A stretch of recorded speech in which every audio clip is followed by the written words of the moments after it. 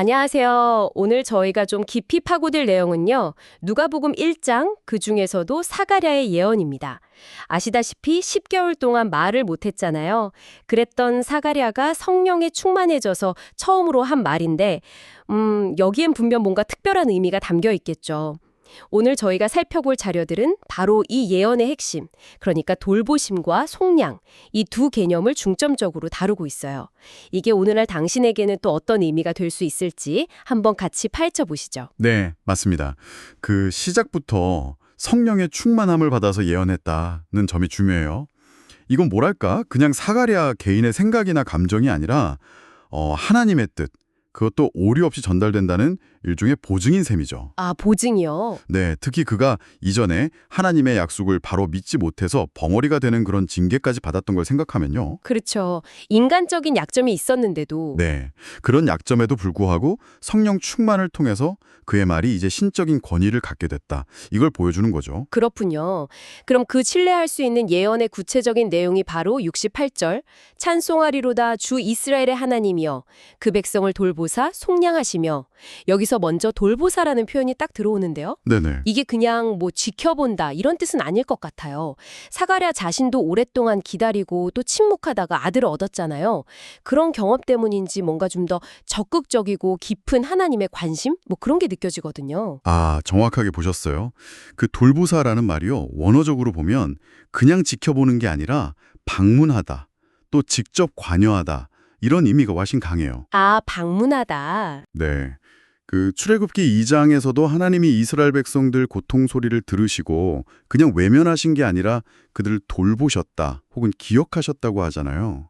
그거랑 연결이 되는 거죠. 네네. 그러니까 자료들이 강조하듯이 이게 단순히 지켜보는 걸 넘어서 마음이 항상 그들에게 향해 있는 상태, 그러니까 아주 깊은 사랑, 또 적극적인 관심, 이걸 의미하는 거예요. 정말 적극적인 관심이네요. 사가랴가 자기의 그 파란만장한 경험이 있잖아요.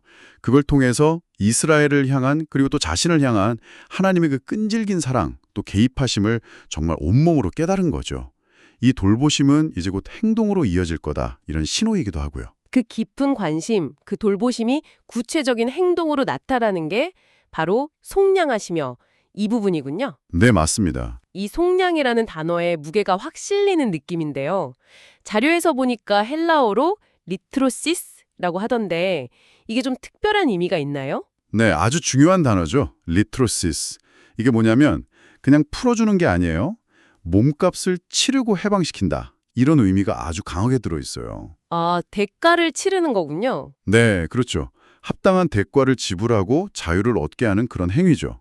가장 대표적인 예가 바로 출애굽 사건이에요. 출애굽이요? 네, 출애굽기 6장 6절 보면 하나님이 이스라엘을 애굽의 노예 상태에서 그냥 꺼내주신 게 아니라 속량하셨다고 분명히 말씀하시거든요. 그렇군요. 그럼 그 대가는 뭐였을까요? 그 대가는 1차적으로 애굽이 치른 10가지 재앙이었죠. 하나님의 편팔과 여러 큰 심판들, 이게 대가였고요.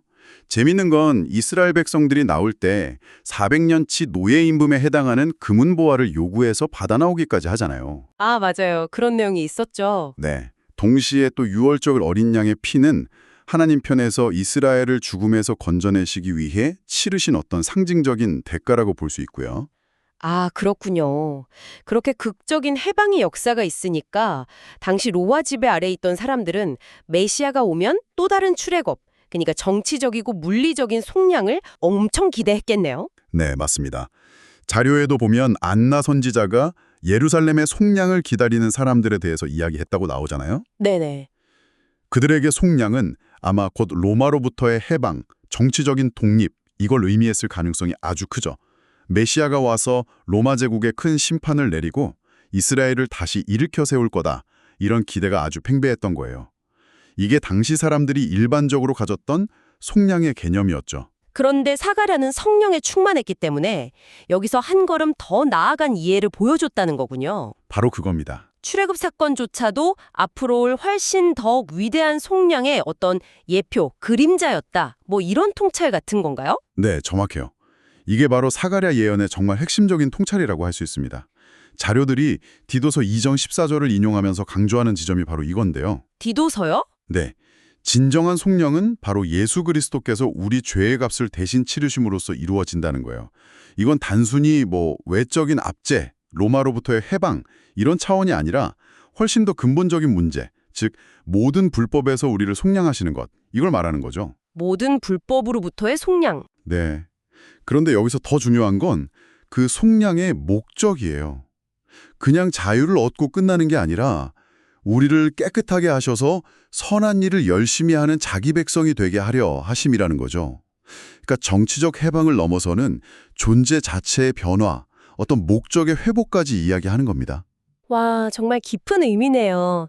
그럼 정리해보면 사가랴의 예언은 하나님의 그 변함없는 돌보심이 결국 예수 그리스도를 통한 죄로부터의 속량이 궁극적인 행동으로 나타나고 또 그 속량은 우리를 단순히 구원하는 데서 그치는 게 아니라 선한 일을 열심히 하는 그런 새로운 존재로 만들기 위한 것이다. 이런 메시지군요. 네, 맞습니다. 바로 그 목적, 그게 정말 중요합니다. 우리가 받은 속량이라는 게 얼마나 값비싼 선물입니까? 근데 그게 그냥 수동적으로 누리기만 하라고 주어진 게 아니라는 거죠. 우리를 능동적으로 선한 일에 열심인 백성으로 변화시키기 위함이다. 이 점을 자료들은 분명히 지적하고 있어요. 그렇다면 이 분석은 결국 당신에게 이런 질문을 던지는 것 같습니다. 이 엄청난 속량의 은혜를 내가 받았다면 그에 합당한 반응으로 내 삶에서 선한 일에 대한 열심이 과연 어떻게 나타나고 있는가? 네, 그렇죠. 아니면 혹시 여전히 그냥 받기만을 바라는 그런 자리에 머물러 있지는 않은가? 이런 질문이요. 네. 오늘 저희가 나눈 이 이야기들이 속량이라는 선물의 무게, 또 그 의미를 다시 한번 좀 생각하게 하는 그런 계기가 되었으면 좋겠습니다. 그리고 그 깊은 의미가 당신의 일상 속에서 구체적으로 어떤 선한 일의 열심으로 이어질 수 있을지 한번 조용히 성찰해 보시는 시간 가지셔도 참 좋겠습니다.